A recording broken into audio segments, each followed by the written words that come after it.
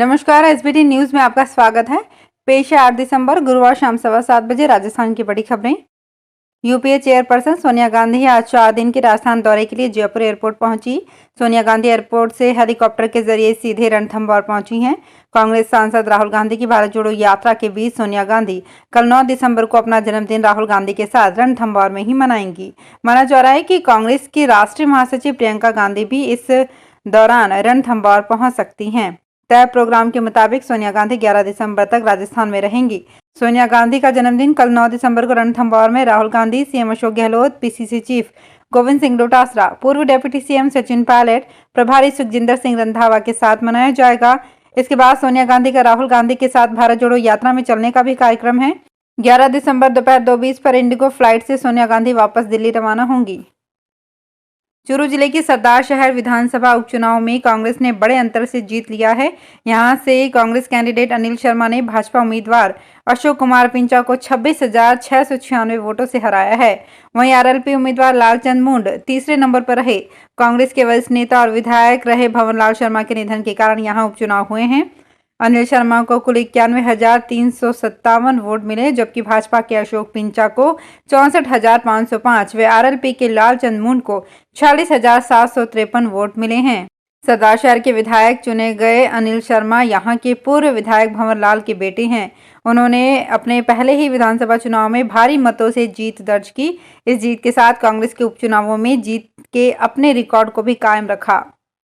भीलवाड़ा में चोरों ने रातों रात एक तांबे से भरे एक ट्रक को गायब कर दिया था। मामला पुलिस तक पहुंचा और जांच की तो एक जमीन को खोदा गया। जमीन से जब 2 करोड़ का तांबा निकला तो पुलिस अधिकारी भी हैरान हो गए।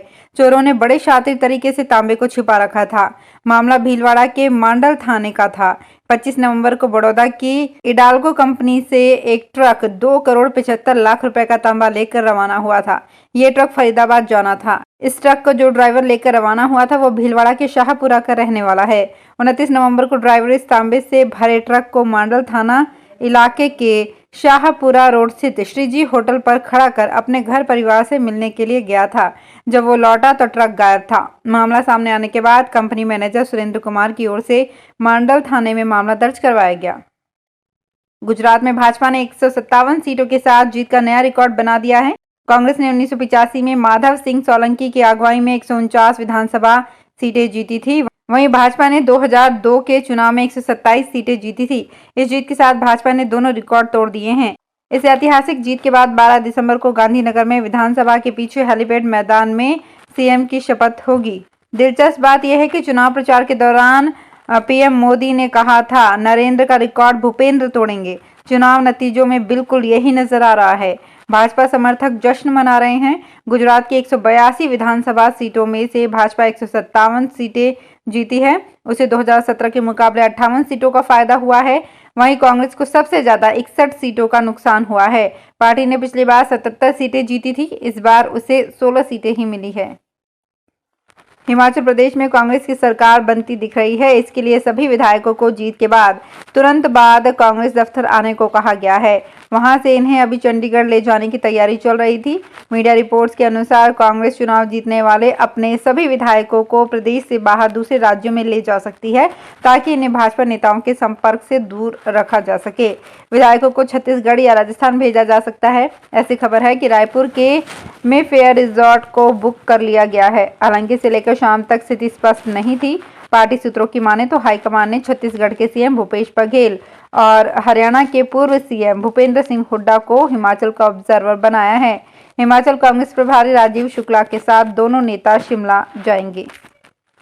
झीलों की नगरी उदयपुर, जो हर महीने में अपने आप को विश्व पटल पर काबिज रखती है, यहाँ हाल ही में बुधवार को 4 दिवसीय शेरपा बैठक का समापन हुआ और गुरुवार को शेरपा उदयपुर से प्रस्थान कर गए। अब आज से यानी गुरुवार से उदयपुर से एक और विश्व स्तरीय कार्यक्रम शाम 4 बजे शुरू हुआ। इस कार्यक्रम में 6 महाद्वीपों सहित करीब 20 अन्य देशों के विशेषज्ञ भाग लेंगे और कार्यक्रम विद्यापीठ डीम्ड विश्वविद्यालय में होगा। ये कार्यक्रम विश्व जल आयोग, स्वीडन और राजस्थान विद्यापीठ विश्वविद्यालय के साझे में हो रहा है। खास बात यह है कि ये सम्मेलन देश में पहली बार हो रहा है, वो भी उदयपुर में जब शेरपा बैठक हुई। 3 दिन के इस सम्मेलन में सभी सदस्य विश्व में आ रही एक बड़ी समस्या के समाधान पर चर्चा करेंगे। बीकानेर नेशनल हाईवे पर आईजीएनपी नहर पर बना पुल अब जगह जगह से क्षतिग्रस्त हो चुका है। राजस्थान की सबसे व्यस्ततम नेशनल हाईवे पर इस पुल से रोजाना हजारों की संख्या में वाहन गुजरते हैं। ऐसे में कभी भी बड़ा हादसा इस पुल पर हो सकता है। जानकारी के अनुसार इंदिरा गांधी नहर की 236 आरडी पर बना ये पुल नहर निर्माण के दौरान ही बना था। करीब 10 वर्ष पूर्व बना सूरतगढ़ बीकानेर नेशनल हाईवे भी अब पूरी तरह गड्ढों में तब्दील हो गया है। नेशनल हाईवे पर अब वाहन चालकों का चलना मुश्किल हो गया है। अक्सर प्याज के दाम आसमान छूने के बाद आम आदमी के आंसू निकलते हैं, लेकिन इस बार ये प्याज किसानों के भी आंसू निकाल रही है। कांठल अंचल में नासिक और मध्य प्रदेश में प्याज की बम्पर पैदावार हुई है, इसलिए दाम काफी कम हो गए। नया प्याज 7 से 9 रुपए किलो मंडी में बिक रहा है, जबकि पुराना प्याज या छोटे आकार का तो 5 रुपए किलो तक मिल रहा है। हर जगह प्याज का अच्छा उत्पादन हुआ है। करीब पूरे साल प्याज के दाम नियंत्रित रहने वाले हैं। होलसेल में पुराना प्याज 4 से 5 रुपए किलो है, वहीं नई प्याज के दाम भी लगातार घट रहे हैं। बाजारों में नासिक प्याज आने लगेगा तो प्याज के दाम और कम हो सकते हैं। संभावना है कि ऑफ सीजन में प्याज होलसेल में 5 से 7 रुपए किलो तक बिकेगा। 2 रुपए किलो गेहूं लेने के लिए राजस्थान के 10 लाख लोगों को अभी 2 महीने और इंतजार करना पड़ेगा। राष्ट्रीय खाद्य सुरक्षा योजना के तहत अभी तक आए 19,57,000 आवेदन में से 13 लाख से ज्यादा आवेदनों की स्क्रूटनी पेंडिंग पड़ी है, जिसे कंप्लीट करने में वक्त लगेगा। राज्य सरकार ने 10 लाख लोगों के नाम जोड़ने के लिए जो मई में आवेदन लिए थे, उनकी स्क्रूटनी में अभी समय लगेगा। फूड डिपार्टमेंट राजस्थान ने सितंबर में एक आदेश जारी करके सभी जिलों के कलेक्टर्स को जल्द से जल्द इन आवेदनों की स्क्रूटनी करके फाइनल लिस्ट तैयार करने के निर्देश दिए थे। अजमेर डिस्कॉम के राजस्व वसूली में डूंगरपुर जिला 11 जिलों में टॉप पर है। डूंगरपुर जिले में बिजली विभाग ने नवंबर महीने तक 29,337 लाख रुपए की वसूली की है, जो टारगेट से ज्यादा है।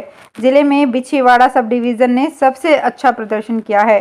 अजमेर विद्युत वितरण निगम लिमिटेड के राजस्व टारगेट पूरे करने के लिए नवाचारों को सीखने के लिए 11 जिलों के एएन अब डूंगरपुर जिले में आएंगे। अजमेर डिस्कॉम ने इस वित्तीय वर्ष में नवंबर महीने तक 98.45% राजस्व की वसूली कर ली है। कोटा में भारत जोड़ो यात्रा के दौरान भारतीय किसान संघ ने प्रदर्शन कर जमकर नारेबाजी की। किसानों की कर्ज माफी और लहसुन के दामों में कमी के बाद भी सरकारी खरीद नहीं होने के विरोध में किसान ज्ञापन देने के लिए पहुंचे थे, लेकिन वो भारत जोड़ो यात्रा के दौरान राहुल से नहीं मिल सके, जिसके बाद एरोड्रम सर्किल के पास भारतीय किसान संघ के कार्यकर्ताओं ने जमकर नारेबाजी की और भारत जोड़ो यात्रा के रूट पर लहसुन बिखेर दिए। किसान संघ के कार्यकर्ता हाथों में लहसुन की माला भी लेकर पहुंचे थे। जैसे ही यात्रा पहुंची, कार्यकर्ताओं ने लहसुन की मालाएं लहराना शुरू कर दिया। धौलपुर में सर्दियां शुरू होते ही चंबल नदी में जलीय जीवों की अटखेलियां शुरू हो गई है। धौलपुर से गुजरने वाली चंबल नदी में गुरुवार सुबह घड़ियाल और मगरमच्छ की अटखेलियों के साथ नदी किनारे कछुए भी धूप सेकते नजर आए। चंबल नदी में जलीय जीवों की अटखेलियों को देखने के लिए पर्यटक भी पहुंचना शुरू हो चुके हैं। यहाँ पर्यटकों के लिए नगर परिषद ने 3 बोट भी शुरू कर दिए हैं। इन बोटों के जरिए पर्यटक नदी के 6 किलोमीटर तक दोनों जलीय जीवों की अटखेलियों को निहार सकते हैं। अजमेर विद्युत वितरण निगम श्रमिक संघ डिस्कॉम अजमेर का चतुर्थ त्रैवार्षिक अधिवेशन 18 दिसंबर रविवार को सुबह 10 बजे से जवाहर रंगमंच सावित्री चौराहा पर आयोजित किया जाएगा। अधिवेशन में अजमेर डिस्कॉम के 11 जिलों अजमेर, नागौर, झुंझुनू, सीकर, भीलवाड़ा, राजसमंद, प्रतापगढ़, उदयपुर, चित्तौड़गढ़, डूंगरपुर, बांसवाड़ा के लगभग 1200 प्रतिनिधि भाग लेंगे। झुंझुनू में इस बार सब्जी की पैदावार भी अच्छी है, लेकिन शादियों के सीजन के चलते सब्जियों के भाव आसमान पर चढ़े हुए हैं। शादियों और मांगलिक कार्यों के चलते सब्जी की डिमांड बढ़ गई है। खासकर नई सब्जी मटर, गाजर, फली, शिमला मिर्च, शकरकंदी, शलजम आदि की मांग बढ़ गई है। इसलिए इनके थोक भाव 30 से 50 रुपए किलो बने हुए हैं। लेकिन 14 दिसंबर के बाद मलमास शुरू होने से शादियों की डिमांड समाप्त हो जाएगी। झुंझुनू मंडी में अदरक, टमाटर, प्याज, आलू सहित कई सब्जियां जयपुर से पहुंच रही हैं। 12 जिले में इन दिनों सर्दी का असर बढ़ने के साथ ही शहर में गज्जक रेवड़ी की बिक्री भी जोर पकड़ने लगी है। सर्दी में तिल्ली, मूंगफली व गुड़ की गज्जक को लोग काफी पसंद करते हैं। शहर 2 दर्जन से अधिक हाट ठेलों पर गज्जक की बिक्री की जाती है। सर्दी के दिनों में गर्माहट लाने के लिए विशेष तौर से लोग तिल्ली, मूंगफली की सामग्री काफी उपयोग में लेते हैं। इन दिनों तिल्ली की बनी गज्जक, रेवड़ी, मावा बाठी, फली पाक, तिल्ली की काजू कतली की मांग बढ़ जाती है। तिल्ली व मूंगफली से बनी सामग्री को लोग अधिक पसंद करते हैं। तो फिलहाल इस बुलेटिन में इतना ही, फिर हाजिर होंगी कुछ और बड़ी खबरों के साथ। अगर आप भी अपने आसपास की छोटी बड़ी और महत्वपूर्ण खबरों से अपडेट रहना चाहते हैं तो सब्सक्राइब कीजिए हमारे चैनल एसपीटी न्यूज को और प्रेस कीजिए बेल आइकन पर।